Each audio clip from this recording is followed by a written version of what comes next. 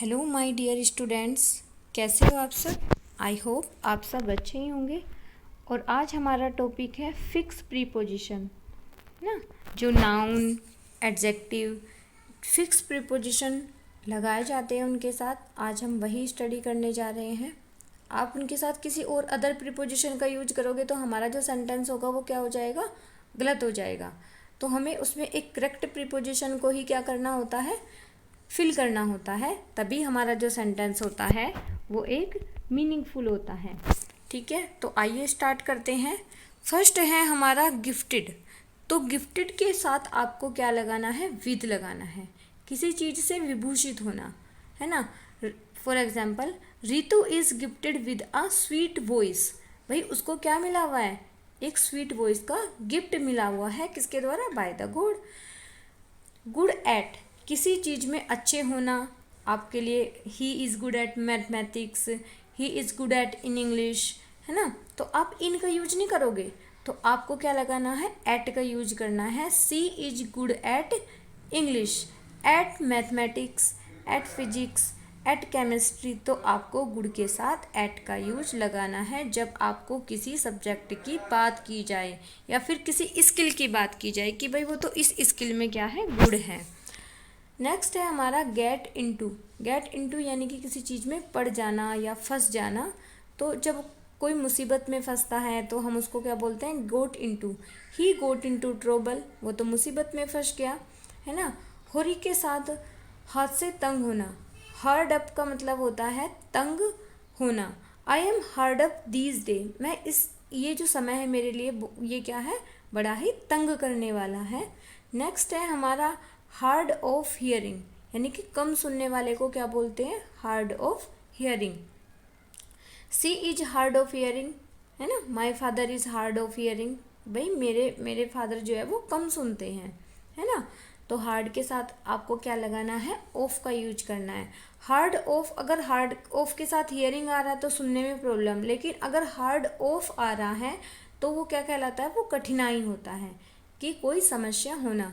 C is hard of singing, कि उसको किसमें, उसको गाने में कठिनाई होती है। तो he is hard of writing, किसी को लिखने में कठिनाई होती है ना, किसी को रीडिंग में हार्ड ऑफ होती है। तो ये अलग अलग में आपको हार्ड के साथ ऑफ का ही यूज करना है। नेक्स्ट है हमारा हायर टू, कि हायर टू होना, किसी को अपना उत्तराधिकारी बना देना। तो हायर के साथ आपको टू का यूज करना है।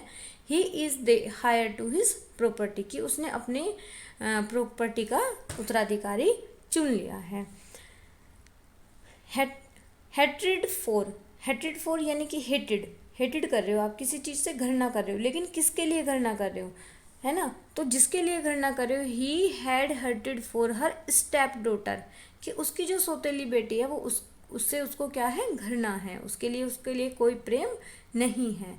नेक्स्ट है हमारा इल विथ यानी कि किसी बीमारी से पीड़ित होने को हम क्या कहते हैं, इल विथ लगाते हैं। जैसे he is ill with cold, ill with cancer, है ना। तो वो किससे पीड़ित है, बीमार है, या वो कैंसर से बीमार है, या फिर इल विथ किससे है, कोल्ड से है ना।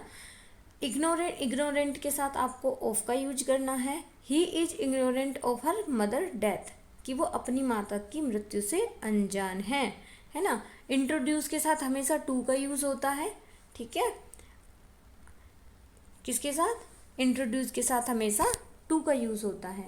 नेक्स्ट है हमारा इंस्टीट ऑन। इंस्टीट ऑफ एक जगह हमारा इंस्टीट ऑफ का मतलब होता है के बावजूद, लेकिन जब इंस्टीट के साथ आप क्या लगाओगे, इंस्टीट के साथ जब ऑन आएगा तो आप किसी चीज़ पर क्या कर रहे हो, जोर दे रहे हो, आप किसी चीज़ पर जोर देकर बोल रहे हो, तो वो आपके लिए क्या कहलाएगा, वो आपके लिए इंस्टीट ऑफ कहलाएगा।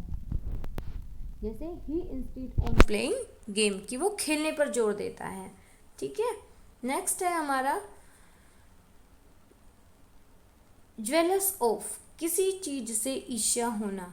सी is jealous of my fame, कि वो तो मेरी ख्याति से डरती है, यानी कि वो तो मेरे प्रसिद्ध होने से डरती है, कि भाई मैं इतना फेमस हूँ, वो मुझसे क्या है, ज्वेलस ऑफ है। जम के साथ हमेशा एट होता है, क्योंकि यहाँ पर हमें क्या होता है, एक डेस्टिनी होता है, और डेस्टिनी के लिए हम क्या लगाते हैं, एट का यूज करते हैं, है ना। सी जम्प्ड एट सीइंग हर, है ना, हर फ्रेंड कि अपने देखते ही उसने क्या कर लिया, अपनी उछल पड़ा वो अपने दोस्त को देखते ही। नोन के साथ फोर होता है जब आप किसी चीज़ के लिए प्रसिद्ध होते हो, तो नोन फोर किस चीज़ के लिए है, उस थिंग के लिए क्या होता है, फोर का यूज होता है। तो नो के साथ फोर, फॉर हिज विजडम, तो वो अपनी विजडम के लिए क्या है, प्रसिद्ध है। नोन के साथ टू, किसी चीज़ को अगर आप किसी को जान रहे हो तो आपको नोन के साथ टू का यूज़ करना है। नेक्स्ट है हमारा नोन बाय, अपनी पहचान को पहचान जाना, पहचान जाना। आपने अगर किसी के लिए जाने जाते तो आप अपने फादर और मदर के लिए जाने जाते हो, है ना, क्योंकि आपकी जो पहचान है वो क्या है, आपके पेरेंट्स है, तो आपके पेरेंट्स से ही आपकी पहचान है। तो a man is known by his character, जैसे a child is known by his parents, तो जो एक बच्चा होता है वो अपने पेरेंट्स के द्वारा ही जाना जाता है ना। जैसे आपके पेरेंट्स को आपने आपका नाम दिया, आप छोटे हो तो आपको आपके पेरेंट्स के नाम के थ्रू ही जाना जाएगा। पूछते हैं ना कि आपके फादर्स का क्या नेम है, आपकी मदर्स का क्या नेम है, तो उसी से आप क्या होते हो, आपकी आइडेंटिटी बनती है। नेक्स्ट है हमारा नॉक एट। नॉक एट होता है जैसे कोई दरवाजे पर होता है तो नॉक के साथ हमेशा एट का यूज होता है, ठीक है। लैक मीन्स होता है कमी, और लैक इन यानी कि किसी में किस में कमी है, यानी कि उस थिंग के लिए यूज होता है इन। लैक इन यानी कि कमी में होना या अभाव में होना, किसकी कमी, सी लैक इन माइंड, है ना, उसमें दिमाग की कमी है ना। तो the tea is lack in sugar, है ना, तो इस चीनी में किसकी कमी है भाई, किसकी कमी है, शुगर की कमी है। नेक्स्ट है हमारा लिसन टू, जब आप किसी को लिए सुनते हो तो बोलते हैं ना लिसन टू मी केयरफुली, है ना, तो लिसन के साथ हमेशा टू का यूज़ किया जाता है। लाफ एट, किसी पर हंसने के लिए।